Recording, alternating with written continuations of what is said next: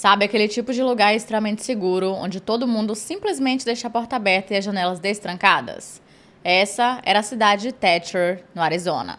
Mas tudo mudou em julho de 1995, após o assassinato brutal de uma jovem de 29 anos de idade chamada Mary Ann Holmes em sua própria casa.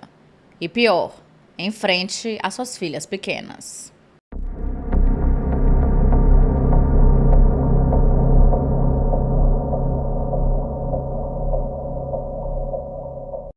Oi, gente! Sejam bem-vindos ao meu canal. Se você é novo por aqui, eu costumo falar sobre casos criminais reais nas quartas. E em alguns domingos eu falo sobre outras histórias. Então, se você gosta desse tipo de conteúdo, não se esqueça de se inscrever e deixar o seu like, que é muito importante para a divulgação do canal. Principalmente se você faz isso logo no comecinho do vídeo, tipo agora, porque isso realmente ajuda e ajuda muito na divulgação do vídeo e do canal. E caso você tenha alguma sugestão de casos criminais, mitos, lendas ou basicamente qualquer tipo de história, é só enviar para o nosso formulário que está aqui na descrição, que eu tento trazer o mais rápido possível. E antes que vocês reclamem que o vídeo está muito pequeno, vocês sabem que quando vem um vídeo pequeno, bem pequenininho, que nem esse aqui, minúsculo, é porque vem gigantescos na frente. Os últimos foram enormes e os próximos 2, pelo menos, também vão ser muito grandes. Eu vi que não ia dar muito certo se eu não trouxesse um pequeno, porque senão vocês iam ficar sem vídeo nessa semana e vocês não gostam disso, eu também não gosto disso. Por isso que o vídeo não tá saindo na quarta e sim na quinta, porque essa mudança em cima da hora deu uma embaralhada aqui no meu cérebro, deu um pouco errado. Vocês entenderam, né? Mas eu já estou falando demais, então chega já a hablar e vamos pro caso de hoje.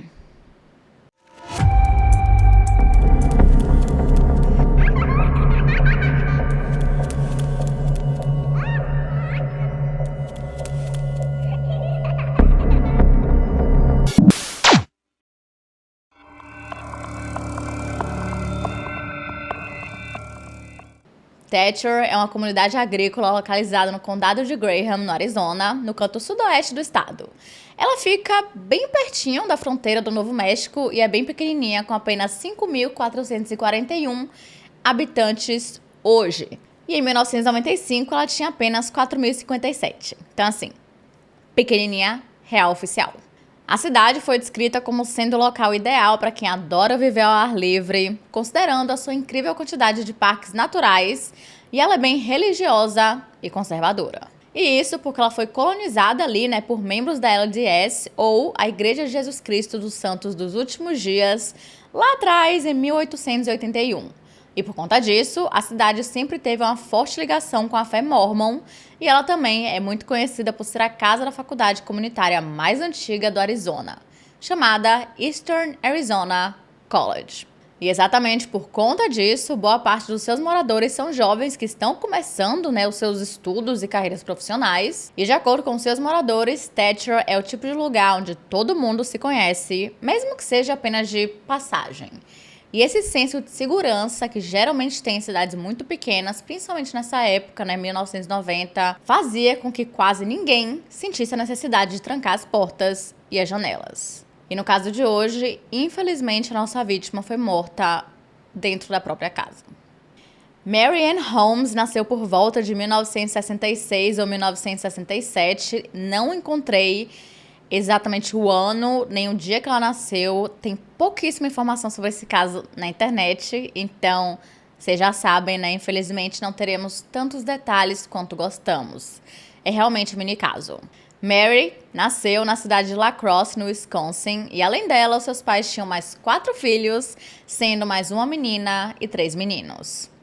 Mary cresceu com a família em Chicago e em algum momento ela se casou com um homem com quem ela teve 2 filhas, chamada Ashley e Sarah, mas após ela se divorciar do pai das meninas, elas se mudaram para o oeste, se estabelecendo em Thatcher. Também não sabemos quem era esse pai, onde ele estava, aquela coisa toda, mas sabemos que ele tinha, assim, zero contato com a família. O maior motivo pelo qual ela decidiu ficar em Thatcher foi exatamente toda a ligação que ela sentia com a igreja LDS e com a fé mórmon. Como ela estava vindo de um término de um relacionamento um tanto quanto tumultuado, que iremos falar mais na frente, Ela via a cidade como um lugar perfeito para recomeçar.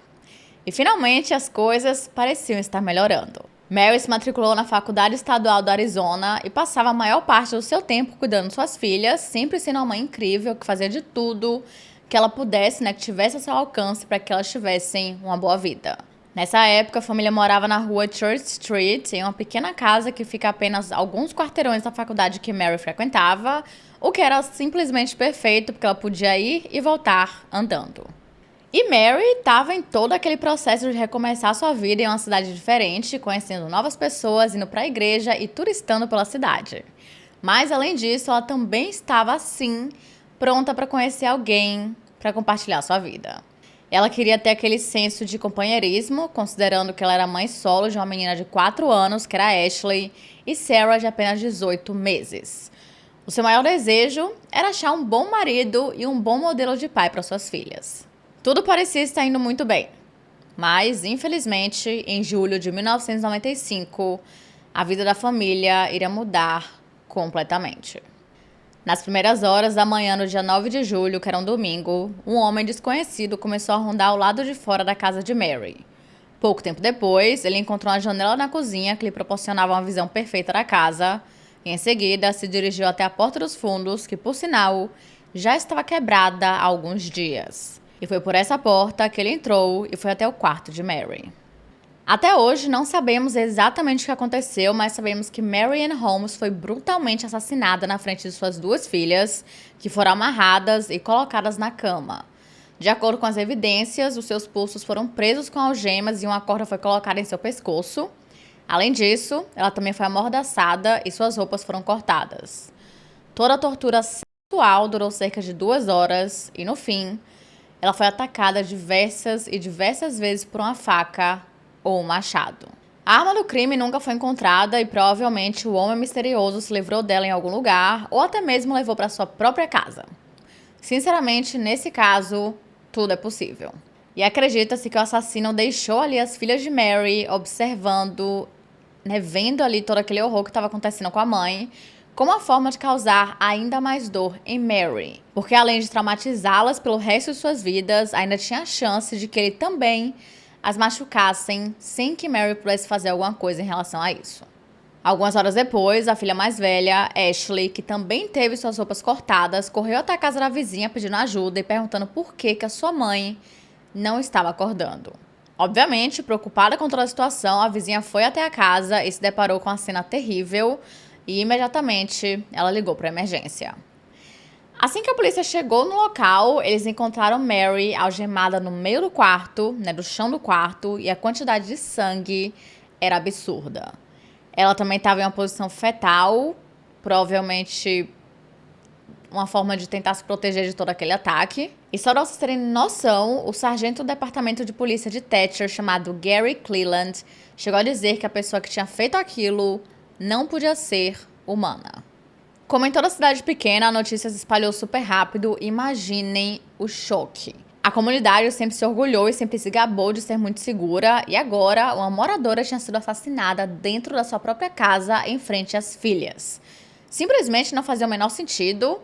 Quem era o monstro que tinha feito isso com Mary? Era um deles? Ou alguém que estava apenas de passagem? Eram muitas perguntas, mas infelizmente pouquíssimas respostas. Tudo isso fez com que a sensação de segurança fosse completamente destruída. As pessoas começaram a trancar todas as portas e janelas e tinham até medo de ficarem sozinhas dentro de casa, chegando até a deixarem luzes acesas o tempo todo. E para piorar, a investigação desse caso foi super lenta, porque não tinha nada, gente, não tinha evidência e tinha pouquíssima informação que os policiais pudessem realmente usar para encontrar o responsável.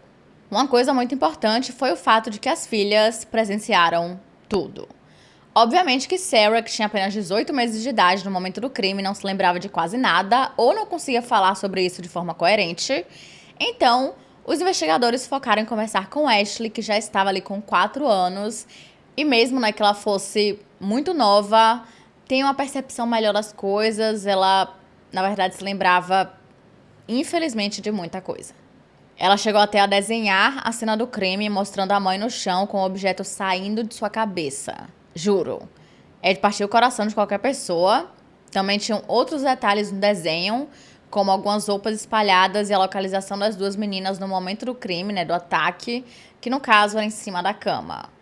E assim, o desenho tava super certinho, ela realmente se lembrava de tudo, e até os investigadores ficaram impressionados com aquilo. Mas, como Ashley ainda era muito nova, ela não conseguia descrever com muitos detalhes o tal homem misterioso, mas em algumas entrevistas ela disse que o homem parecia com um leão e que era grande.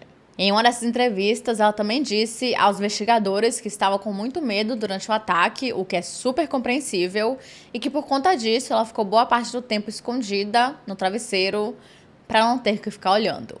E em um certo momento, quando ela foi descrevendo o homem, ela apontou para um dos detetives e disse que o assassino parecia um leão, tipo ele, porque ele era grande e ele tinha cabelos claros. Ela nunca chegou, na verdade, a dizer que o homem misterioso tinha cabelos claros, mas quando você pensa em um leão, você pensa, tipo, bastante cabelo, né, barba, enfim, e provavelmente dourados, loiros ou castanho claro. Então, meio que foi por esse caminho que os detetives foram indo. E esses pequenos detalhes, juntamente com tudo que foi encontrado na cena do crime e o que a polícia conseguiu encontrar sobre a vida pessoal de Mary nas últimas semanas de vida, fizeram com que as autoridades entrassem em uma busca incessante por suspeitos. E o sargento Gary Cleland chegou a dizer o seguinte: entrevistamos mais de 75 pessoas e ainda não há nenhum suspeito que possamos apontar. Há muito estresse em nossos oficiais e realmente estamos fazendo horas extras para tentar resolver isso. Então, vamos para as evidências. Enquanto analisavam ali a casa, a polícia encontrou uma pegada de sapato ensanguentada de tamanho 43 ou 44 masculino. Além disso, foi encontrada impressão digital nas algemas usadas para prender Mary e um pequeno traço de DNA, porém, os dois eram muito pequenos e era impossível encontrar alguma coisa através deles. Essas amostras só ajudariam a eliminar possíveis suspeitos, mas não identificá-los. Pouco tempo depois, a sua vizinha, chamada Kay Turner, criou uma teoria. Acontece que no dia anterior ao assassinato, Mary tinha feito uma venda de garagem e Kay acreditava que pudesse ter uma conexão ali, principalmente porque Mary estava super animada com o dinheiro que tinha conseguido, né, com a venda, e tinha falado bem alto sobre isso. Ou seja, poderia ter a chance de uma pessoa mal intencionada ter ouvido aquilo e se aproveitado para assaltar a casa. Porém, eu duvido muito dessa teoria, principalmente porque nada foi roubado, né, da casa, pelo menos não que a gente saiba, mas mais que isso, por toda a violência cometida no crime. E até o fato do assassino ter deixado as filhas dela assistindo tudo. Eu, particularmente, acredito que esse tenha sido um crime passional, onde tinha muita raiva envolvida. Eu acredito que o assassino a conhecia, mas não conhecia necessariamente as crianças, já que Ashley em momento nenhum falou nenhum nome. Mas isso também pode ter alguma influência ao trauma sofrido. Então poderia ser alguém que ela tivesse visto poucas vezes, mas talvez não se recordasse dos traços. Mas iremos falar mais um pouquinho sobre isso quando falarmos sobre os suspeitos. São pessoas bem interessantes.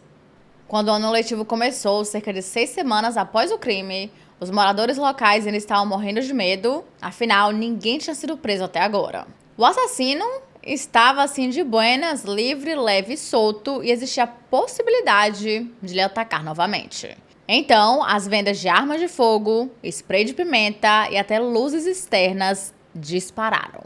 A investigação do caso estava sendo liderada pelo pequeno departamento de polícia de Thatcher, e como eles viram que eles não estavam preparados nem um pouco para aquele tipo de investigação, rapidamente eles pediram ajuda ao Departamento de Segurança Pública do Estado, que lhes enviaram uma unidade especializada para ajudar ali no que eles pudessem, e um dos investigadores descreveu o crime como ritualístico. Eu não sei exatamente o que isso deveria significar, porque as informações que eu encontrei não mostravam nada que pudesse ser ritualístico. Talvez a posição que ela tivesse, que era, né, encolhidinha assim, mas não sei, não vejo como ritualístico. Acho que quando tem crimes que chocam tanto e que são tão brutais, as pessoas tendem a meio que ir para esse caminho, principalmente naquela época, que teve todo ali o negócio do Satanic Panic, aquela coisa toda, aquele caos. Então, é isso. Foi através de um exame da cena do crime que foi descoberto que o assassino tinha entrado na casa pela porta dos fundos. Segundo os rastros encontrados, como eu falei mais cedo, o homem misterioso ficou observando por fora por um tempo através da janela que ficava perto da cozinha e depois teria caminhado até a porta dos fundos, que estava quebrada. E então, entrou ali. E após o crime, ele saiu em direção ao oeste e depois desviou para o noroeste em direção à faculdade do Arizona, onde provavelmente ele teria estacionado seu carro, caso ele tivesse um, para que ninguém o visse chegando na casa de Mary. Na busca, foram encontrados pequenos traços de evidência nos poucos itens que o assassino levou para cometer o crime, como, por exemplo, as algemas usadas para prender os pulsos de Mary e uma corda que tinha sido usada para outras amarrações. Como sabemos que a corda foi amarrada no pescoço de Mary, mas não foi utilizada para matá-la, provavelmente o assassino a usou apenas para arrastá-la e até mesmo controlá-la ainda mais. E chegamos naquele momento. Vamos falar sobre os 3 principais suspeitos no caso: David Black, John Bursey e Philip Turley. Vamos começar por John. Acontece que John Bursey era um ex-namorado de Mary que na época morava na Flórida e tinha sido o último namorado que ela teve antes de se mudar para o Arizona. E ele foi, na verdade, a razão pelo qual ela decidiu se mudar. E o que dizer sobre ele? Bom, ele foi descrito como sendo um grande de um golpista e violento. O que nunca é uma combinação assim muito boa, mas não só isso. Desde que Mary fugiu dele, ele ficou ainda mais violento, raivoso e amargo, e como vocês devem imaginar, esses sentimentos eram direcionados a Mary. Não é à toa que apenas algumas semanas antes do seu assassinato, Mary registrou um boletim de ocorrência contra ele, dizendo que morria de medo de John e acreditava que ele iria lhe fazer algum mal. Parece que ela tinha dito aos policiais que no dia 24 de junho, apenas 15 dias antes de sua morte, John a teria ligado, porque ele já estava tentando encontrá-la há vários meses, mas até então não tinha tido nenhum sucesso nisso. Ele poderia muito bem ter descoberto, já que ele conseguiu o número do telefone dela, então é bem provável que ele soubesse onde ela estava e ido até Thatcher para confrontá-la, ou até mesmo matá-la. De acordo com vários relatos, John foi visto na Flórida 2 dias após o assassinato, dizendo que tinha se hospedado na casa de um amigo. Ou seja, ele tinha um álibi. Não, na verdade ele tinha 2 álibis, considerando que esse amigo também morava com a esposa, e ambos garantiram que John esteve com eles nas semanas anteriores e durante o assassinato de Mary. Parece que ele estava sem dinheiro e precisava de ajuda, e isso serviu para que os detetives o descartassem como suspeito. Pelos próximos meses e até mesmo anos, John Bursey se manteve bem quieto e era praticamente impossível encontrá-lo. E sem saber mais sobre os seus próximos passos, é bem difícil saber se ele realmente seria capaz de matar Mary ou não. Mas, querendo ou não, ele tinha um motivo, né? Ele tinha um ódio muito grande por ela, vivia cheio de ódio e estava tentando encontrá-la naquela época. Porém, em 2013, foi lançado um episódio sobre o caso em um programa chamado Cold Justice, e nesse documentário foi mostrado alguns testes de DNA realizados com a amostra que havia sido encontrada na algema usada para prender Mary, e foi através desse teste que John Bursey foi oficialmente descartado. Como eu falei lá atrás, essa amostra era muito pequena, então não tinha como identificar o suspeito definitivamente, apenas eliminar possíveis suspeitos. Mas assim, na minha opinião, eu acho que ele é um enorme suspeito, ele tinha tudo, ele tinha motivação, a raiva necessária para cometer um crime tão brutal desse jeito. E como eu falei, eu acho que foi sim um crime passional e, né, ele tinha aí essas coisas. Mas enfim, continuando. O segundo suspeito foi David Black. Ele se tornou um suspeito porque ele era o filho do proprietário da casa em que Mary morava com as filhas. Pode parecer pouca coisa? Pode, mas segura o coração. Lembram que a porta dos fundos da casa estava quebrada? Então, Mary tinha falado sobre isso para o proprietário nas semanas anteriores à sua morte e chegou a dar $200 para David consertá-la. Mas ele nunca fez isso. E só o fato de ele ter conhecimento que a porta estava quebrada já fez com que algumas suspeitas fossem levantadas sobre ele. Porque em momento nenhum o assassino tentou entrar por outra porta ou por uma janela, ele praticamente ficou observando e foi direto para a porta. Quem quer que seja o responsável, seja David, seja John, seja o outro, essa pessoa sabia que aquela porta estava quebrada. Pra ficar um pouco mais suspeito, David tinha cabelo longo e loiro juntamente com a barba grande, e isso é importante porque a filha de Mary descreveu o homem misterioso como parecendo com um leão. E piora, alguns anos depois ele se mudou para a casa onde Mary morava e disse que dessa forma ele se sentia mais próximo dela. Gente, como assim? Eles nem eram amigos e mesmo que fossem, isso ainda seria estranho. Mas assim, quem sou eu para julgar? Já julgando. Eu não acredito que ele seja o culpado, mesmo com tudo isso. Na verdade, nem é, nossa, tudo isso. É estranho, com certeza. Mas assassino, acho que não. E assim como John Bursey, testes de DNA foram realizados durante o programa Cold Justice e provaram ser inconclusivos quando comparados com David Black. E chegamos ao nosso último e maior suspeito nesse caso, Philip Duane Turley. Na época do assassinato de Mary, Philip era 100% obcecado por ela. E isso não sou eu que estou dizendo não, tá? Não tô exagerando aqui, foi ele mesmo que admitiu isso. Os dois se conheceram na faculdade que Mary frequentava e depois disso ele passou 90% do seu tempo falando sobre ela e nos outros 10 ele esperava que alguém falasse para que ele pudesse falar também. O mais doido é que eles nunca saíram e muito menos namoraram, mas mesmo assim, Philip estava lá, pleníssimo, dizendo que os dois estavam saindo e que estavam noivos. Só que Mary mal tinha ideia de quem ele fosse. Eles meio que, sei lá, eles devem ter se visto no campus da faculdade ou algo do tipo, e ele ficou obcecado e ela tava, sabe, quem é esse cara? Em um certo momento, conversando com amigos, ele afirmou ter comprado uma propriedade na cidade vizinha de Pima para construir uma casa para eles com uma grande família feliz. Durante o episódio do Cold Justice, uma ex-namorada dele chegou a dar o seu testemunho e ela disse que ele era bipolar e poderia ter várias crises de psicose quando não estava tomando os medicamentos que deveria. Ela também disse que Philip gostava de ter relações íntimas bem violentas. E assim, no estilo em que Mary teve que enfrentar nas últimas horas de sua vida. E ela chegou a dizer o seguinte: ele gostava do tipo de sexo fantasioso por trás, incluindo sodomia e restrições no pescoço.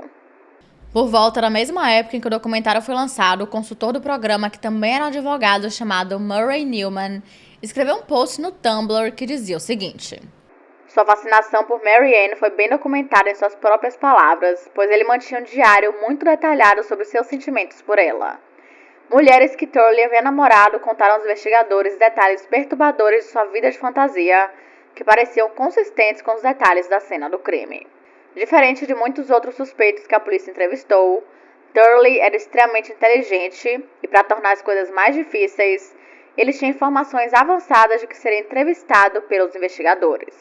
Apesar de inicialmente parecer agitado sobre ser entrevistado, Turley foi, em última análise, cooperativo e respondeu a todas as perguntas que os dois investigadores lhe fizeram. Ele tinha respostas racionais e sensatas para quase tudo, mas às vezes parecia como se estivesse provocando os investigadores. Ao final da entrevista, Philip Turley não fez nada para se implicar ainda mais no assassinato de Mary Ann Holmes.